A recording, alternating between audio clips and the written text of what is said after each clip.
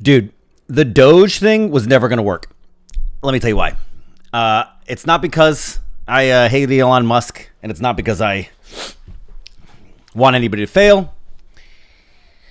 It's because I've already been through this. So if you were a fan and you thought that this was going to help and you agree that the federal debt and deficit is a problem, you looked at this, the only person in the room who's saying that we should fix this, and said, I hope we can fix this. This is great. This would be great news.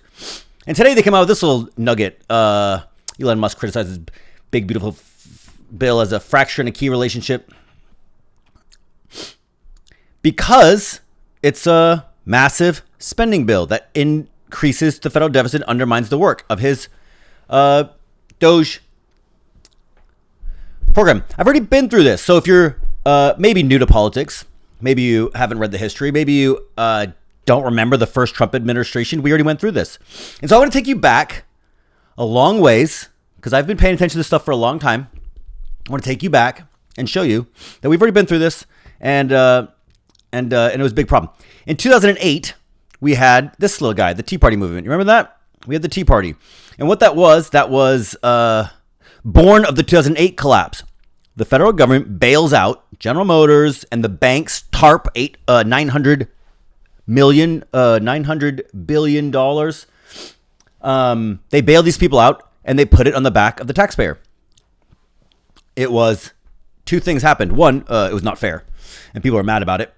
And it was debt spending to fix a debt problem, which is not going to work. And we never paid the price for it. And so people got mad and they created two parties.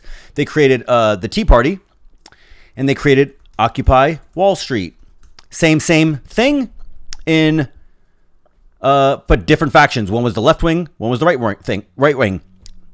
And what they represented was populist movements against the wealth inequality problem, which was a bit of a problem in 2008. And then the government exacerbated it by putting debt on the back of the taxpayer that they didn't deserve. The head, or one of the heads of the Tea Party, was this guy, Paul Ryan. You remember him? And their whole jam for like 15 years was no new debt. No new debt, no new debt. And so I wasn't super big fan of him because I think they were a little extreme, but I was a fan of no new debt. And I mean, they were so aggressive about this no new debt thing. Ryan is the most conservative member of the Republican Party. It was fiscal conservatism at the time when the left had nobody on their side that was interested in fiscal conservatism.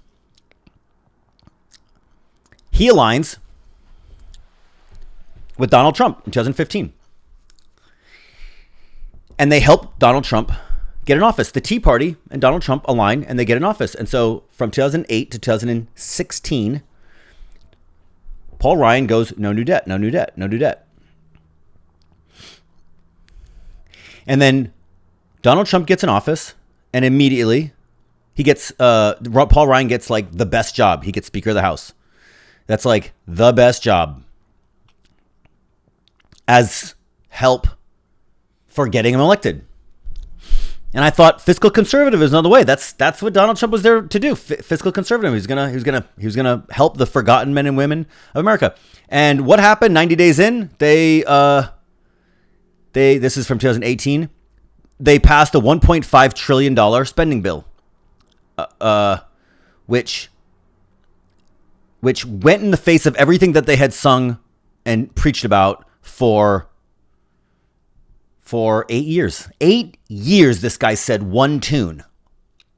And then immediately, when Donald Trump got in office, they signed one of the biggest bills of all time, $1.5 trillion. It was on the back of debt.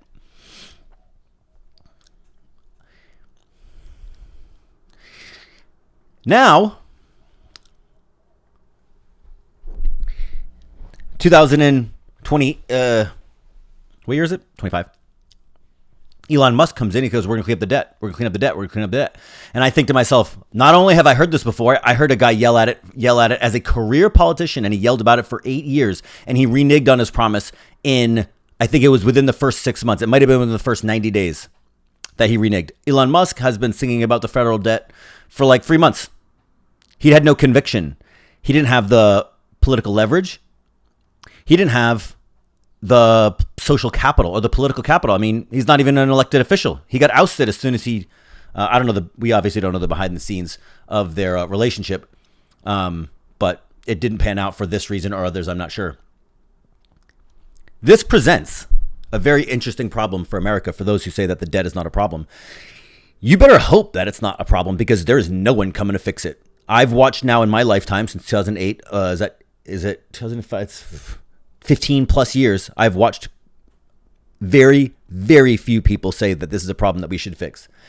And the ones who did say that we should fix it, both were not able, or in some cases, traitorous to their position.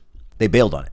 They were fraud, or just, men of, let's say Paul Ryan was a man of weak conviction. There is nobody coming to fix this debt problem. Now, there's some out there who say the debt's not a problem.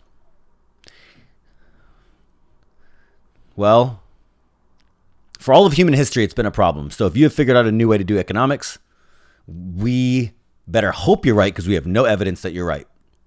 I do not think that's right. I think the debt is going to be a problem. I think the federal deficit it continues to grow. It's not shrinking, it's growing.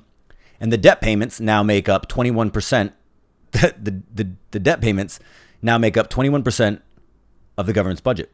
21%, second highest line item.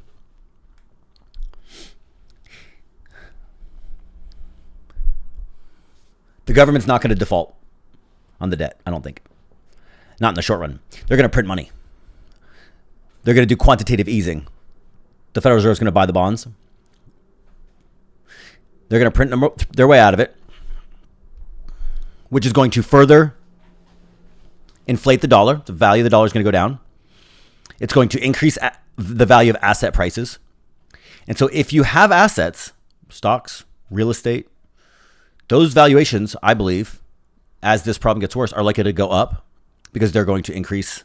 They're going to increase inflation, and they're going to increase wealth inequality. And if you don't have assets and you trade in cash, or you live on just a paycheck, your life's going to get harder,